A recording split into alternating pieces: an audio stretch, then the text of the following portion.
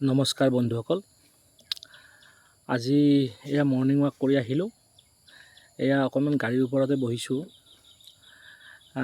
এটা কথা কওঁ আপোনালোকক, খোজ কঢ়াটো খুব ভাল ব্যায়াম হয়, কিন্তু তাৰ লগতে আপোনালোকে নিজৰ দেহৰ ওজন কমাবলৈ সদায় ৰাতিপুৱা এটা গোল নেমু বা নেমু টেঙা গৰম পানীৰ লগত মিক্স কৰি খোৱা কৰক।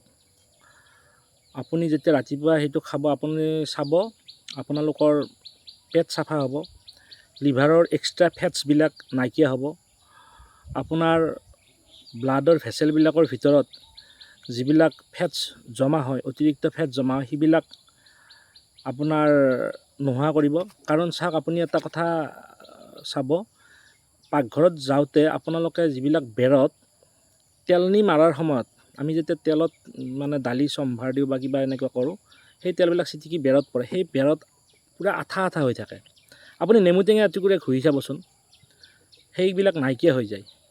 ঠিক তেনেকৈ বাচনত যদি তেল লাগে, সেইবিলাকো নেমু টেঙাৰে ঘঁহিলে চাব আপোনাৰ বাচনখনো চাফা হৈ যায়।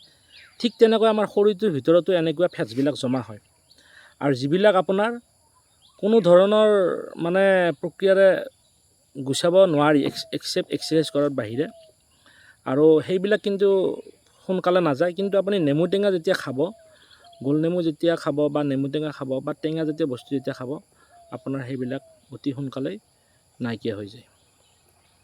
খুব জৰুৰী ভিডিঅ'টো লাইক, শ্বেয়াৰ আৰু ছাবস্ক্ৰাইব কৰি দিব। Thank you. গতিকে এইখিনিয়ে ক'ব লগা। আকৌ এবাৰ আপোনালোকৰ দিনটো শুভ হওক তাৰে কামনাৰে। Bye bye.